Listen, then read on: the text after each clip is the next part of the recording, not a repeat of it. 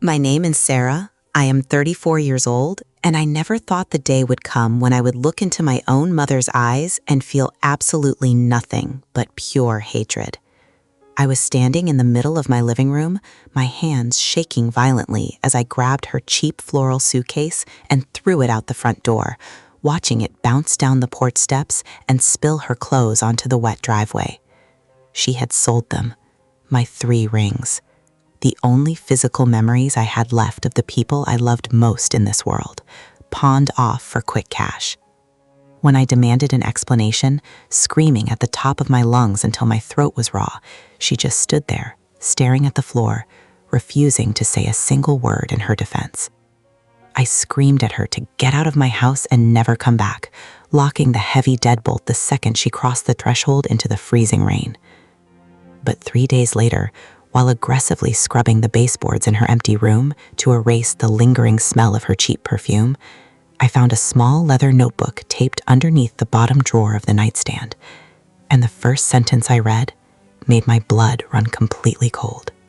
Before I tell you what was written in those pages and how my entire world collapsed around me, I would love to know where you are listening to this from. Please leave a comment telling me your city and state, because I really like to know how far my story's traveling and who is out there sharing this emotional moment with me. It is strange how life works, how we can be so certain of our own righteousness until the universe forces us to look in a mirror and see our own devastating mistakes. To truly understand how I reached that horrific moment on the porch with my mother, you need to understand what my life looked like before the chaos arrived. My existence was quiet, highly predictable, and heavily built on the fragile foundation of moving forward after enduring a massive amount of personal tragedy. 3 years ago, I lost my husband, Michael. He was 36 years old when a sudden heart attack took him from me in the middle of a random Tuesday afternoon while he was at work. We were high school sweethearts, and losing him felt like someone had reached into my chest, grabbed my lungs, and crushed them. The only thing that kept me tethered to the earth, the only thing that stopped me from losing my mind entirely, was the engagement ring he gave me when we were just kids with no money. It was a modest, imperfect diamond, but to me, it was the most beautiful object on the planet. I wore it on a thick gold chain around my neck every single day. That ring was my physical anchor. It rested right over my heart. And whenever the severe panic attacks would start to creep in, I would hold it tightly between my fingers and focus on the cool metal to ground myself back in reality. The other 2 rings were equally irreplaceable and held generations of profound sentimental value. One was a thick, vintage gold band that belonged to my grandmother, who basically raised me for a large part of my childhood when my mother was absent. She passed away when I was a freshman in college, and that ring was the only inheritance I ever cared about receiving. The 3rd ring was a stunning sapphire cluster that my mother-in-law gave me on the exact day I married Michael. It had been passed down in their family for 4 generations.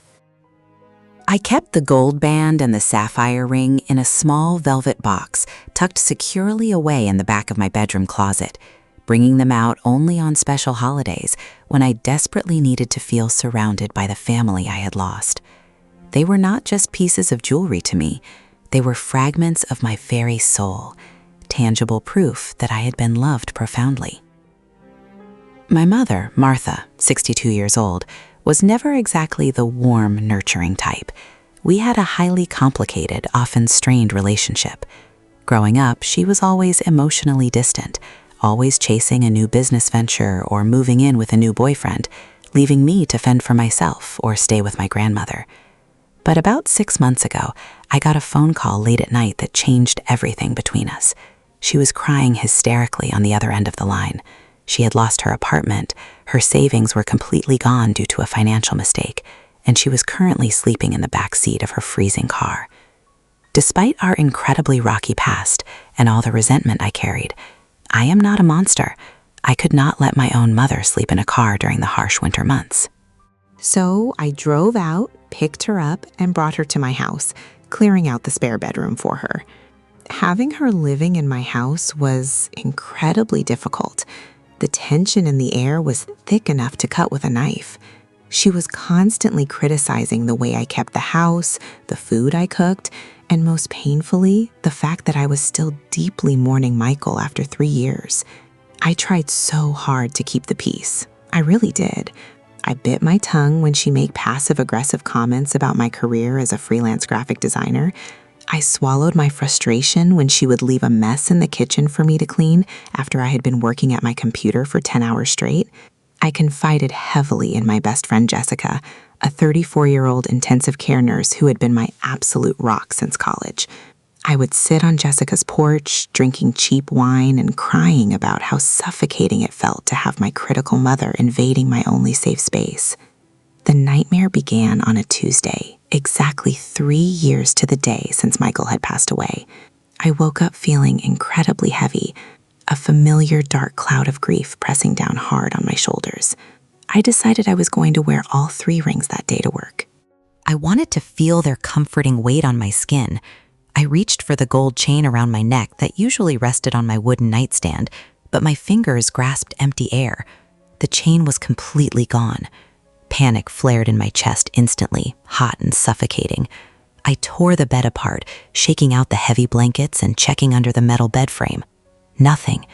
Breathing heavily, my vision blurring, I ran to my closet to get the velvet box, praying I had somehow put the necklace in there. I pulled the shoebox down from the top shelf, opened it, and grabbed the velvet box. It was completely empty. I cannot adequately describe the sheer, paralyzing terror that washed over my entire body in that exact moment. I felt like I was drowning on dry land. I dumped every single drawer in my bedroom onto the hardwood floor.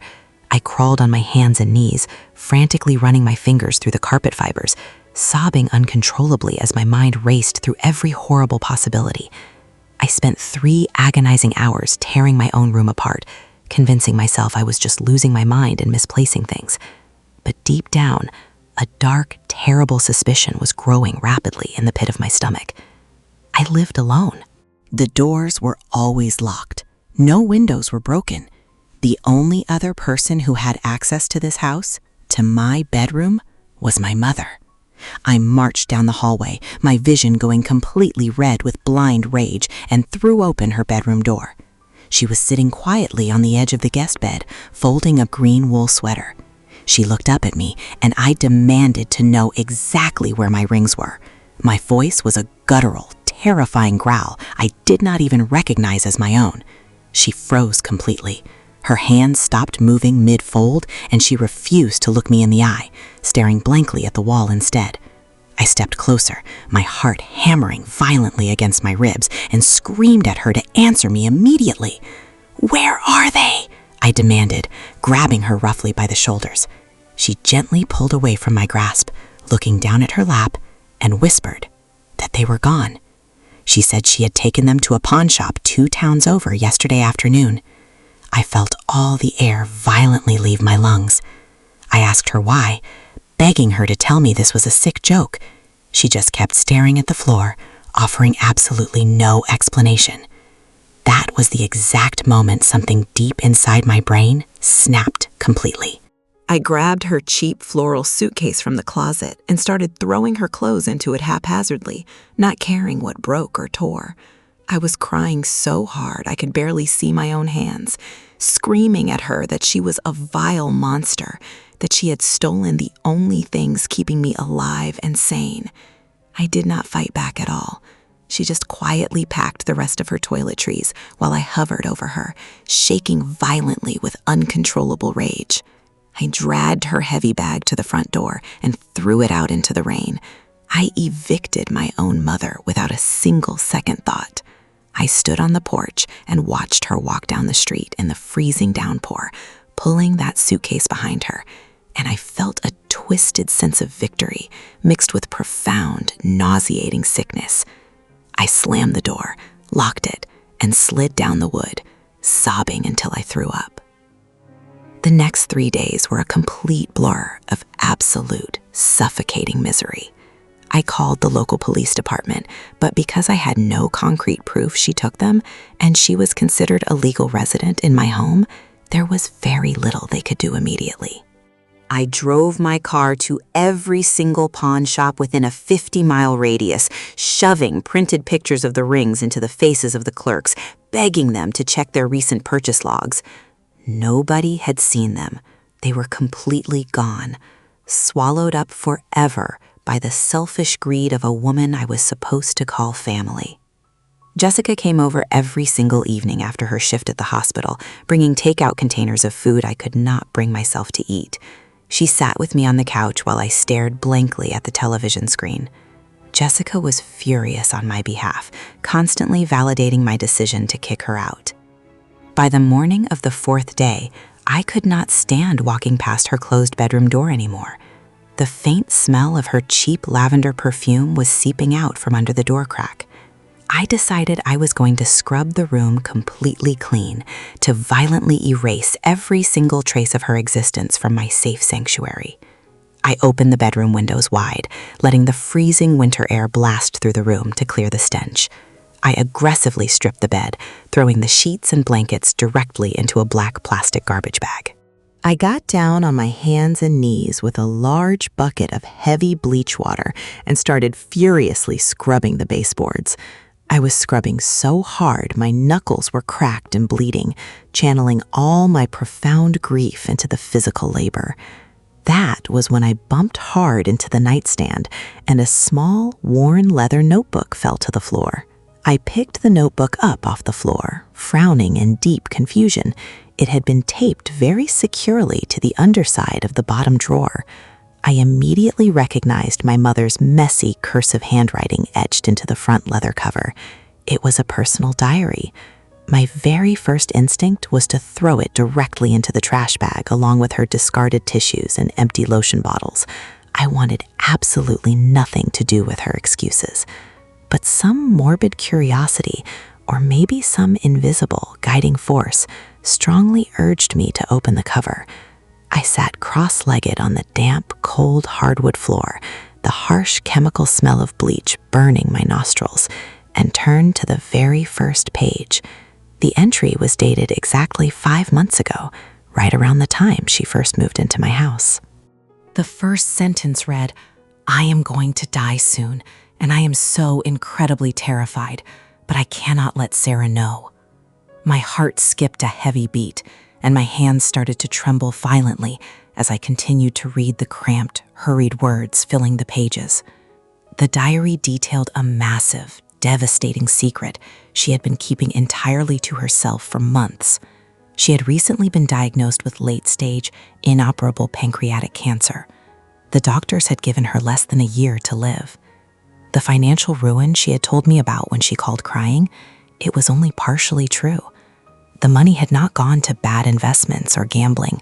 Every single penny she had to her name had gone toward aggressive, out-of-pocket experimental medical treatments she desperately hoped would miraculously buy her a little more time.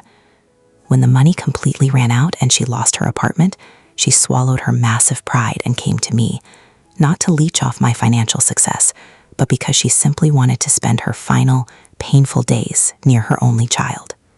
Tears were now streaming rapidly down my face, dripping heavily onto the yellowed pages as I frantically flipped forward through the timeline. I found an entry dated exactly 2 weeks ago. It was entirely about my older brother, Mark. Mark is 30 years old, and he has struggled fiercely with severe, destructive gambling addictions for most of his adult life. I had strictly cut all contact with him 3 years ago to protect my own mental health.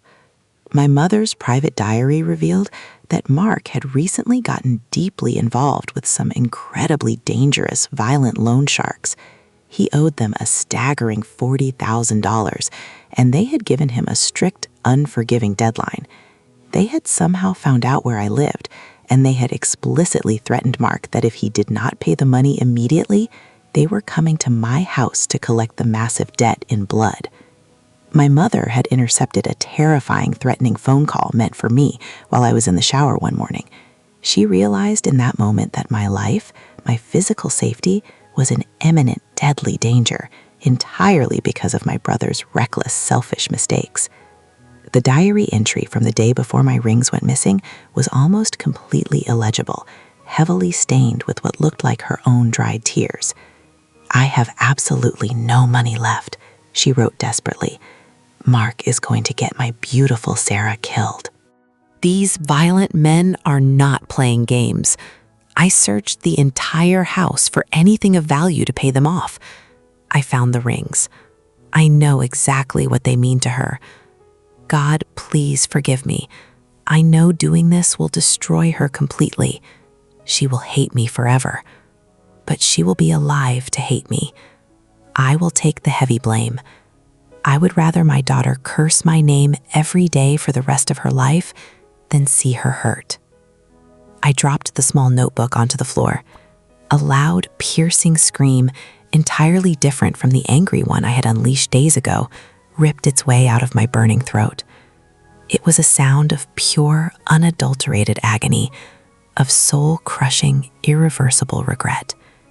I pulled my knees tightly to my chest and wailed into the empty, bleach-scented room. My mother, the fragile woman I had just violently thrown out onto the street in the freezing rain, was dying of terminal cancer, and she had willingly sacrificed the only relationship she had left in this entire world, deliberately making herself the ultimate villain in my story, just to quietly protect me from a deadly danger I did not even know existed. She had stood there in my living room, letting me scream at her, letting me call her a monster, because defending herself would mean exposing the terrifying truth and putting me in constant fear. I frantically grabbed my car keys and my heavy winter coat, completely ignoring the fact that I was still wearing my dirty cleaning clothes covered in white bleach stains. I called Jessica on the phone the second I got into the car, sobbing so hysterically she could barely understand a single word I was saying. I told her I made a terrible, unforgivable mistake. I drove my car like an absolute madwoman, checking every cheap roadside motel, every crowded homeless shelter, every hospital emergency room in a 20-mile radius. I drove continuously for 6 agonizing hours, the panic rising in my throat like acidic bile. Where does a sick, broke, 62-year-old dying woman go when her own flesh and blood throws her out into the cold? Every single time I saw a figure huddled on a city bus bench, I aggressively pulled my car over, praying to God it was her. The massive guilt was eating me alive. It was almost midnight when I finally, miraculously found her. She was sitting alone in the 24-hour waiting room of a rundown county hospital emergency ward, desperately trying to stay warm near a heating vent. She looked so incredibly small, so heartbreakingly frail, wrapped tightly in a thin, scratchy hospital blanket. I ran full speed through the automatic sliding doors and dropped heavily to my knees right in front of her plastic chair. She looked down at me, her tired eyes widening in absolute shock. I immediately buried my wet face in her lap, wrapping my arms fiercely around her thin waist, and I sobbed uncontrollably. I told her I found the hidden diary.